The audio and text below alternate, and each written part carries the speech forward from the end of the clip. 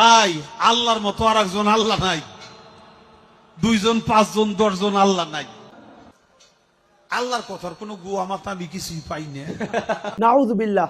আপনারা শুনলেন এই বাউল নামের ফাউলের বক্তব্য। সে বেয়াদবি করতে করতে মহান আল্লাহ তাআলার শানেও বেয়াদবি করেছে। নাউযুবিল্লাহ। এখন দেখা যাচ্ছে এই বাউলকে গ্রেফতার করার কারণে গুটি কয়েক বাউল মাঠে নামতেছে।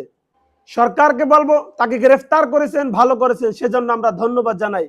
কিন্তু গুটি কয়েক বাউলদের কারণে, গুটি কয়েক বাউলদের ভয়ে যদি তাকে ছাড়ার সিদ্ধান্ত নেন, সেটা চরম ভুল হবে এবং 14 কোটি মুসলমান আবারও মাঠে নামতে বাধ্য হবে। তাতে আপনার অস্তিত্ব বিলীন হয়ে যাবে।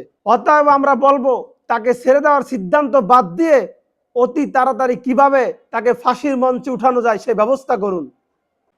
আরেকটি কথা না বললেই নয়, আমরা স্বৈরাচার হাসিনার সময় দেখছি আলু, পেঁয়াজ, আদা, রসুন, মিষ্টি কুমড়া এগুলো নিয়ে সংসদে কথা হয়েছে। কিন্তু যখন মহান আল্লাহ তাআলার শানে কিংবা তার হাবিব মুহাম্মদুর রাসূলুল্লাহ সাল্লাল্লাহু আলাইহি সাল্লামের শানে বেয়াদবি করতো কাফের মুশরিক রামবামরা, তখন সংসদে আর কোনো কথা হতো না। ঠিক এখনো সেই কাজটা কিছু নামদারি মৌলবীরা করতেছে।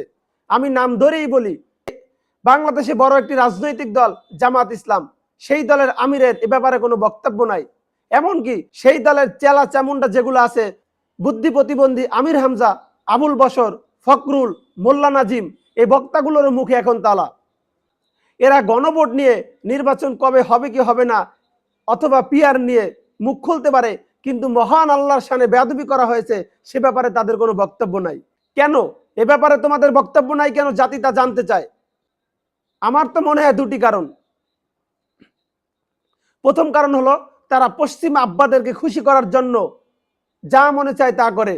আল্লাহ এবং তার রাসূল সাল্লাল্লাহু আলাইহি সাল্লামের শানে যখন কোনো কাফের মুশরিক রামবাম বেয়াদবি করে, তখন তারা প্রতিবাদ তো করেই না, বরং সুযোগ পেলে তারা নিজেরাও বেয়াদবি করে বসে থাকে। দ্বিতীয় আরেকটি কারণ আমি খুঁজে পেলাম, সেটি হলো এই বক্তারা নিজেরাই তো অহরহর কুফর শিরক করে বসে আছে। এখন যদি বাউল শিল্পীর ফাঁসির দাবি করে, তাহলে তো সর্বপ্রথম তাদের মৌলবীদেরকে ফাঁসির কাস্টে ঝুলাতে হবে। আমার মনে হয় সেজন্যই তারা চুপ রয়েছে। বাউল যে কথা বলে বেয়াদবি করেছে, এরকমের তাদের বক্তারা অহরহর কুফর শিরক করে বসে আছে। অতএব বাউলের বিরুদ্ধে গেলে এখন তো তাদের মৌলবীদের বিরুদ্ধে যেতে হবে, সেজন্যই তারা চুপ রয়েছে। এরা আবার দাবি করে ইসলামিক দল। এটা কেমন ইসলামিক দল আমার বুঝে আসে না। আল্লাহ তার হাবিব মুহাম্মদ সাল্লাল্লাহু আলাইহি সাল্লামের শানে কাফের মুশরিকরা রামবামরা যখন তখন বেয়াদবি করে, তোমাদের তখন মুখে তালা মারা থাকে। এটা কোনো ইসলামিক দল না। ইসলামের নাম দিয়ে মানুষকে ধোকা দিচ্ছে, মানুষকে ধোকা দিয়ে বোকা বানাচ্ছে। কিন্তু মানুষ এখন সজাগ, সচেতন, মানুষ বুঝে কারা ইসলামিক দল আর কারা ইসলামিক দল না। এরকম ভণ্ডদের থেকে সাবধান থাকবেন, সতর্ক থাকবেন।